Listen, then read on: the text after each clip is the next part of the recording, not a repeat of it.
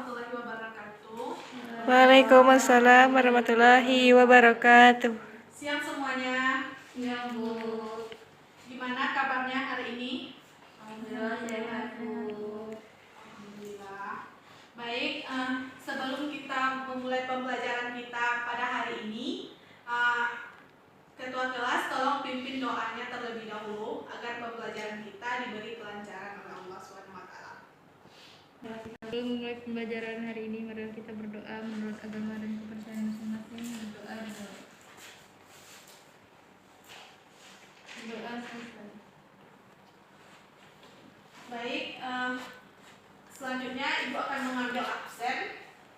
Ella Rismoy, Hadir, Bu. Nuraliza, Hadir, Bu. Nur Anissa. Sakit, Bu. Oke, berarti ada satu orang yang sakit ya. Baiklah Ananda semua, sebelum kita lanjut pada materi kita yang selanjutnya, apakah kalian ada masih ingat materi kita minggu lalu? Ada, Bu. Ya, Ella silakan. Gerak melingkar, Bu. Oke, betul sekali.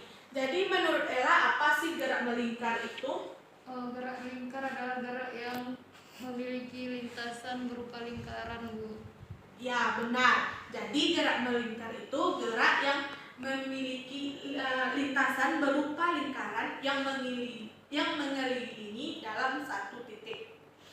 Oke, dari penjelasan Ibu tadi dapat kita ketahui bahwa gerak melingkar ini contohnya seperti biang lala, kipas angin, putar jarum jam, lalu putaran pada roda, baik itu roda sepeda, roda motor, roda mobil, dan lain sebagainya. Baik, dari penjelasan tadi, apakah ada yang mau bertanya atau sudah dapat memahaminya? Izin bertanya, Bu. Ya, silakan Liza. Izin bertanya, Bu, apa sih, Bu, ciri-ciri dari gerak melingkar itu, Bu? Oke, sebelum Ibu menjawab, apakah ada yang mau menjawab pertanyaan dari Nuraliza tadi? Saya, Bu. Ya, Ella, apa aja ciri-ciri? Apa ciri-cirinya? Baik, sebelum Ibu menjawab pertanyaan dari Nuraliza tadi, apakah ada dari kalian yang ingin menjawab pertanyaan dari Nuraliza? Saya, Bu. Ya, Ella, silakan. Kecepatannya tetap, kecepatan linearnya tetap, kecepatan sudutnya tetap juga. Betul. Jadi ciri-ciri gerak melingkar ini seperti kecepatan sudutnya tetap, terus kecepatan linearnya juga tetap, serta memiliki gerak lintasannya berupa lingkaran. Dan yang ciri-ciri terakhir yaitu percepatan sentripetalnya juga tetap. Oke, Nuraliza, dari jawaban Ella dan Ibu tadi, apakah Liza sudah dapat memahaminya? Sudah, Bu. Baik, apakah ada pertanyaan lagi? Sepertinya tidak ada.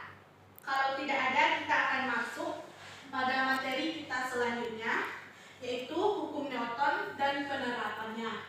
Sebelum Ibu menjelaskan materinya, Ibu akan menjelaskan beberapa tujuan pembelajaran kita pada hari ini. Di mana pada hari ini tujuan pembelajaran kita ada 3, yaitu siswa mampu menjelaskan hukum 1 Newton serta contoh penerapannya.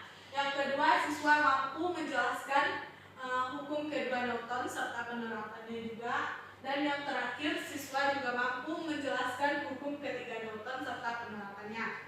Di mana materi pokoknya ada hukum 1 Newton, hukum 2 Newton, dan hukum 3 Newton.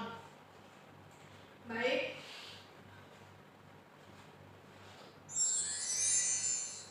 Oke, Anda semua, coba kalian perhatikan ilustrasi di bawah ini.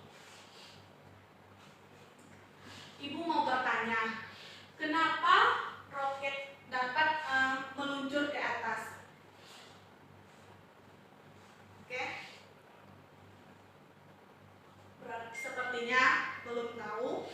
Untuk menjawab pertanyaan dari Ibu ini, kita akan apakah ada yang dapat mengetahui kenapa pada ilustrasi ini roket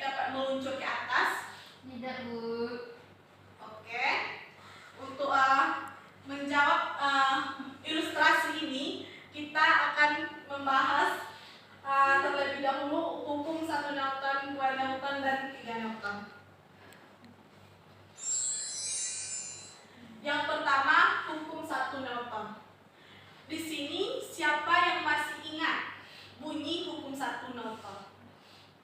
Ayo, angkat tangannya. Saya Bu. Ya, Ella, silakan. Jika suatu benda akan tetap diam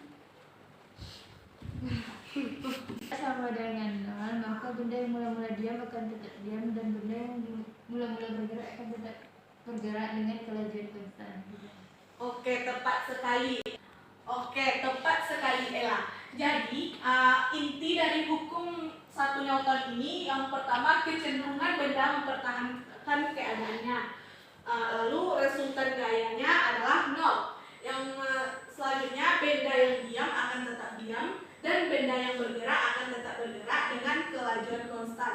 Jadi secara sistematis dapat dirumuskan hukum pertama Newton ini adalah sigma F sama dengan nol.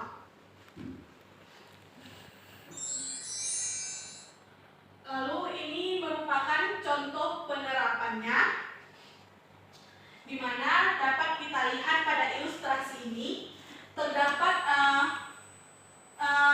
sebuah gerobak yang berisi kotak. Lalu apabila gerobak yang berisi kotak ini tidak kita beri gaya, maka gerobak yang berisi kotak ini akan tetap diam. Namun apabila kita beri gaya yang lebih besar, maka gerobak yang berisi kotak ini akan menubruk ke depan sehingga menabrak batu yang berada di depannya. Apakah sudah dapat memahaminya? Sudah, Bu. Oke. Selanjutnya kita masuk pada hukum kedua Newton, di mana hukum kedua Newton ini merupakan percepatannya yang berbanding lurus dengan resultan gaya dan berbanding terbalik dengan massa benda. Secara sistematis, hukum kedua Newton ini dapat dirumuskan A sama dengan sigma F per M atau sigma F sama dengan M dikali A, di mana sigma F ini merupakan resultan gaya, A merupakan percepatan dengan satuannya meter per sekon kuadrat, sedangkan M merupakan massa benda. Lalu selanjutnya ini adalah contoh penerapan pada hukum kedua Newton. Pada ilustrasi ini terdapat dua mobil, yang satu tidak memiliki massa dan yang satu memiliki massa. Di mana apabila apabila mobil yang memiliki massanya lebih besar diberi gaya, maka mobil tersebut akan memiliki kecepatannya yang lebih kecil, sehingga ini sesuai dengan konsep hukum kedua Newton tadi, di mana percepatan berbanding lurus dengan resultan gaya dan berbanding terbalik dengan massa benda. Lalu selanjutnya hukum ketiga Newton. Di sini siapa yang tahu bunyi hukum ketiga Newton? Ayo. Buat tahu saya Bu. Ya, Ella, silakan. Jika suatu benda A memberikan gaya kepada benda B, maka benda B juga akan memberikan gaya kepada benda A yang di sana sama tapi arahnya berlawanan, Bu. Oke, bagus sekali Ella. Jadi hukum ketiga Newton ini, apabila benda A memberikan gaya kepada benda B, maka benda B juga akan memberikan gaya kepada benda A yang besarnya sama tapi arahnya berlawanan. Secara matematis, hukum ketiga Newton ini dapat dirumuskan sigma F aksi sama dengan sigma F reaksi. Contoh penerapannya seperti paku yang dipukul menggunakan palu, di mana gaya reaksinya dilakukan oleh palu pada pasak kayu, sedangkan gaya aksinya oleh pasak kayu pada palu. Oke Ananda, dari penjelasan Ibu tadi, apakah kalian sudah dapat memahaminya? Sudah, Atau Bu. Ya, sepertinya sudah. Untuk lebih membuat kalian paham mengenai konsep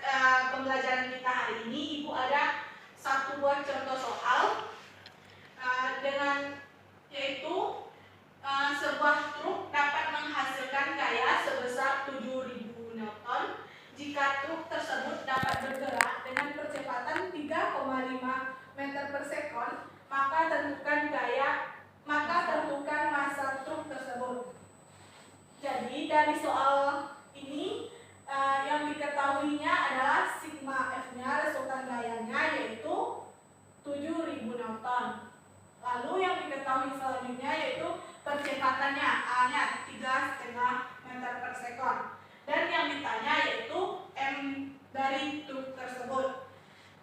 Dari soal tersebut dapat kita masukkan rumusnya menggunakan rumus hukum kedua Newton, yaitu sigma F sama dengan M dikali A.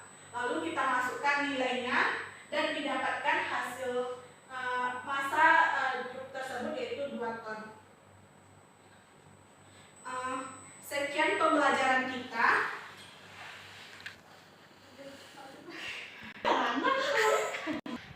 Oke Ananda, selain pada hukum Newton yang ketiga ini, selain contohnya paku yang dipukul menggunakan talu, selain contoh tentang paku yang dipukul menggunakan palu ini, juga contoh yang lainnya berkaitan pada roket yang Ibu tanyakan tadi. Dari pembahasan Ibu sebelumnya, apakah kalian sudah dapat mengetahui alasan kenapa roket ini dapat meluncur ke atas? Saya Bu. Ya, Riza, silakan. Roket dapat meluncur ke atas dikarenakan ketika roket mengeluarkan bahan bakar yang memberikan gaya ke bawah, sehingga roket akan menerima gaya ke atas yang menyebabkan roket dapat meluncur ke atas, Bu. Oke, betul sekali. Jadi penyebab roket ini dapat meluncur ke atas dikarenakan apabila roket ini mau meluncur ke atas, dia akan mengeluarkan bahan bakar ke bawah, sehingga dengan keluarnya bahan bakarnya itu maka akan memberikan gayanya ke atas, sehingga dapat menyebabkan roket ini meluncur ke atas. Oke.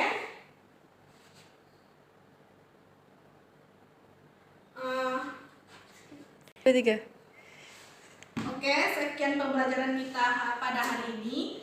Untuk membuat Ananda lebih mengerti lagi mengenai hukum Newton dan penerapannya, Ibu ada beberapa tugas. Kalian buka buku LKS-nya halaman 79.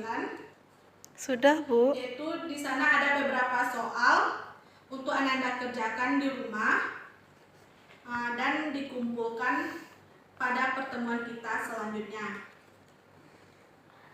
Apakah sudah tahu mana saja soalnya? Belum, Bu. Sudah. Belum, Bu.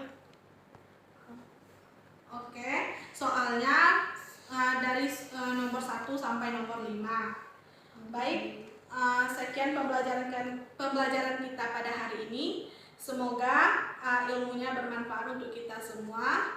Baik, sekian pembelajaran kita pada hari ini. Ibu tutup dengan Alhamdulillahirabbil alamin. Alhamdulillahirabbil alamin.